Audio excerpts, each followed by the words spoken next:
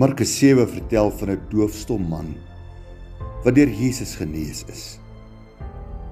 Die Bybel sê die band van sy tong het losgeraak en hy kon reg praat. Lukas 13 vertel ook van 'n vrou wat in mekaar getrek was deur 'n gees van krankheid. Sy was nie in staat om regop te kom nie. Nadat Jesus haar egter die hande opgelê het, is sy genees en kon sy regop staan. Die Bybel sê ook van haar dat sy 'n band op haar gesondheid gehad het. Die bose kan mense waarlik bind met verskeie soorte bande. Bande van siekte, bande van emosionele aard, bande van sonde en so meer. Die goeie nuus is dat Christus steeds bande breek. Bring jou bande na hom toe en vertrou die Here Jesus Christus om jou spesifieke bande te breek. Of bid vir ander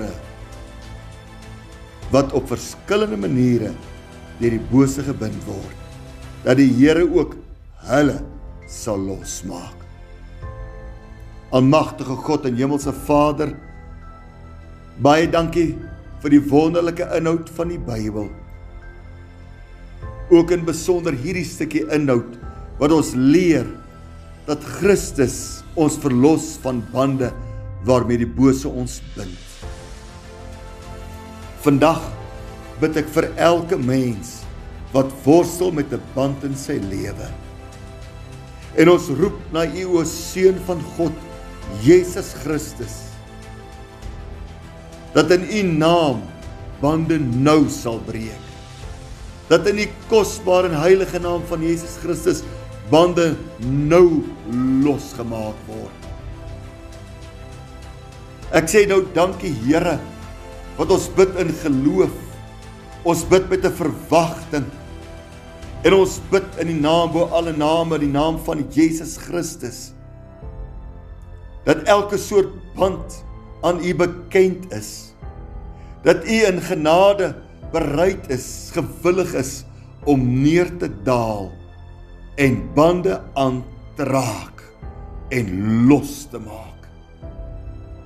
Ons aanvaar dan nou in geloof, dat U 'n volkome werk doen, Here, en mense nou vrystel van elke soort band, wat hulle gebind het, want Christus breek daardie band.